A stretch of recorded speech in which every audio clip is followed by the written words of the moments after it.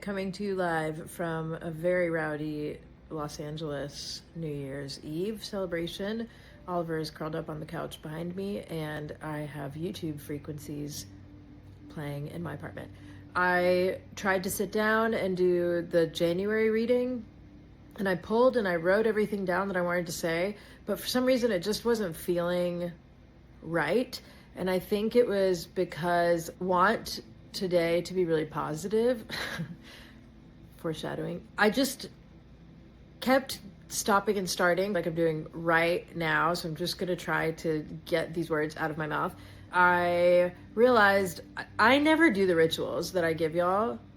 If I'm being honest, I channel them and then I just very rarely get around to them. I like the forward dating.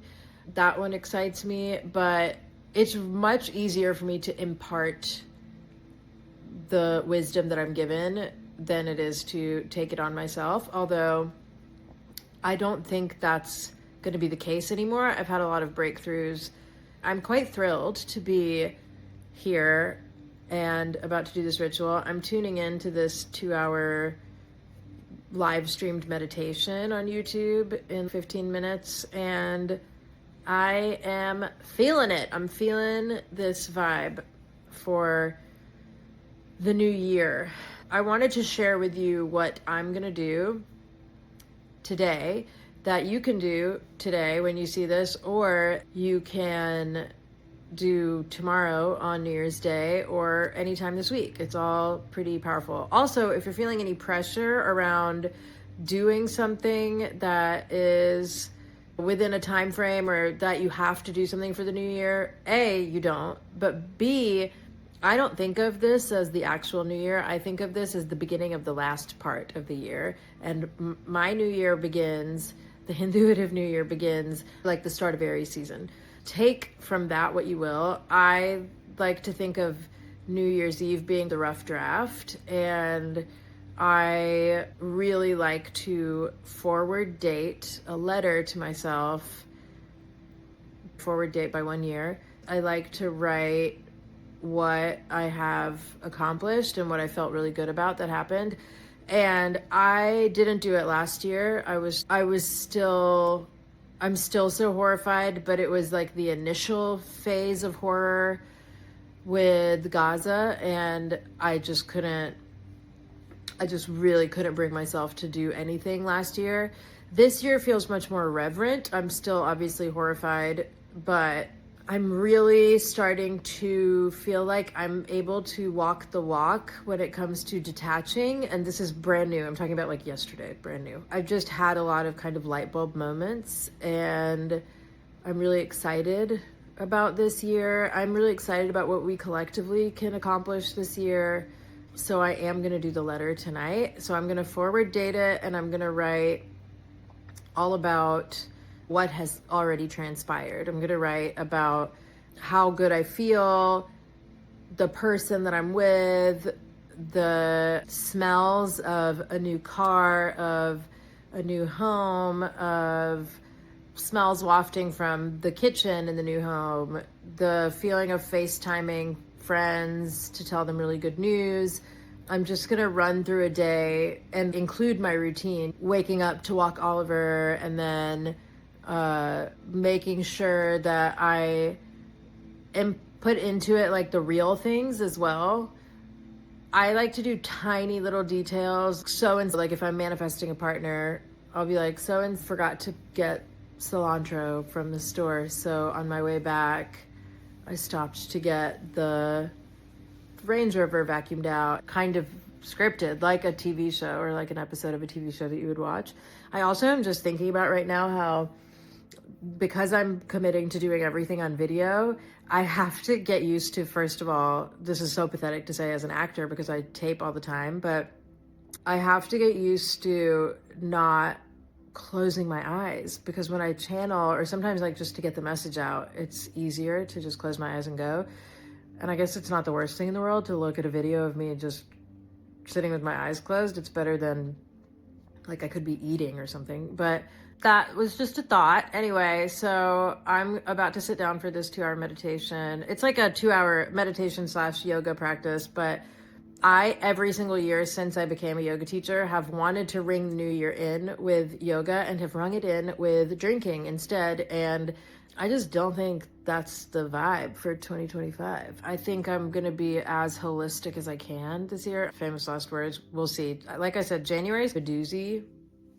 I don't know that January is the right month for everybody to do dry January. Actually, it probably is the best possible month to do dry January because it'll be chaotic, but that's another reason I think it's helpful to not think of tomorrow as the beginning of the year, because then we call collectively, or oh my God, the top of the year, like this beginning is really rocky. If we think of it as like the actual worst part before the beginning of the year in spring, I think we'll feel better, and I think we should do that. I just realized also I should be recording this in landscape mode.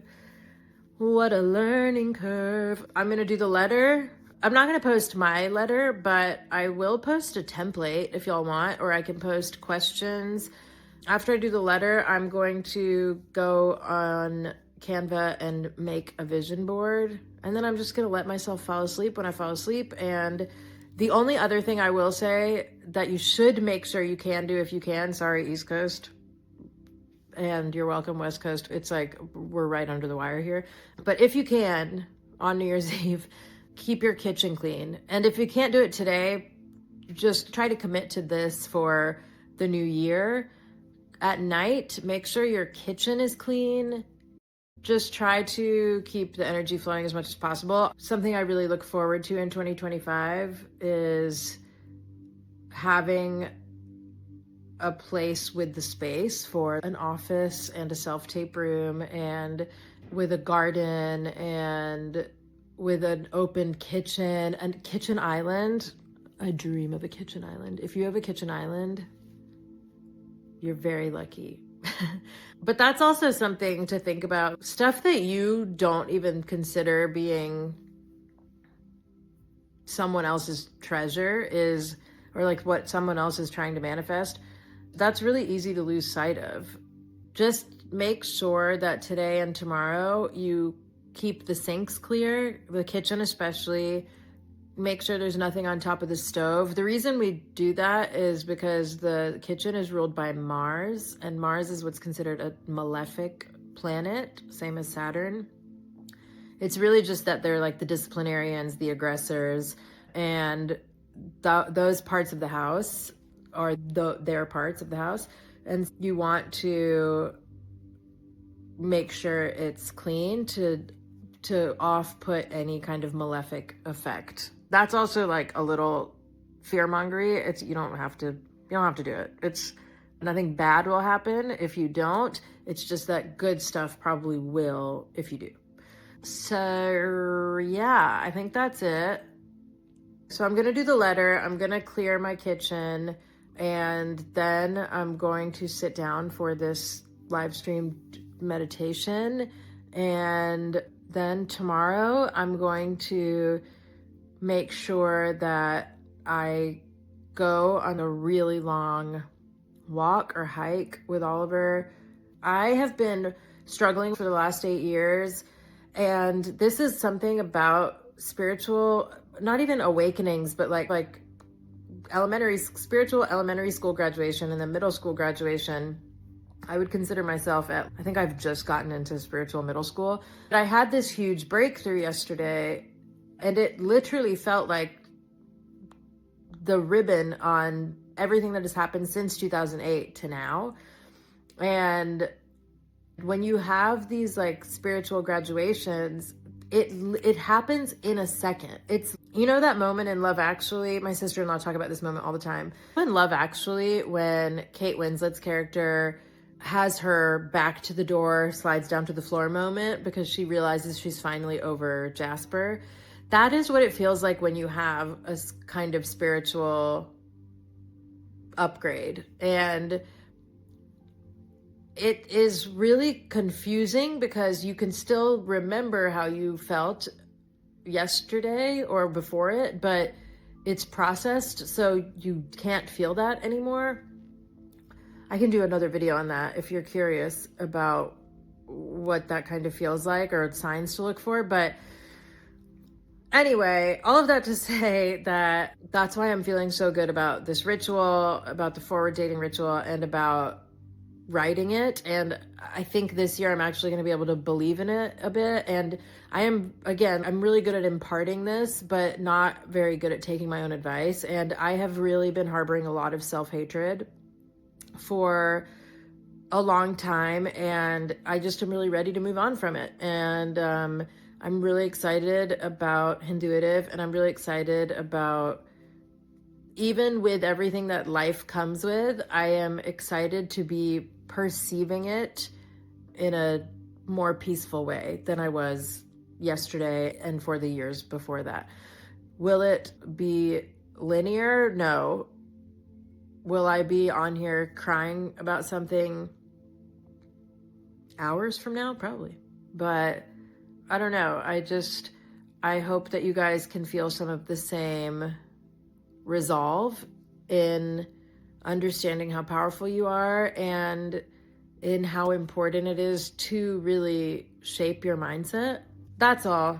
I thought this was going to be like a 2-minute thing, and now I'm very tickled that I tried to do the collective tarot reading, and it was just because Spirit wanted me to just sit down and shoot the shit for a second. So that is that. Happy New Year to everybody. Okay, bye.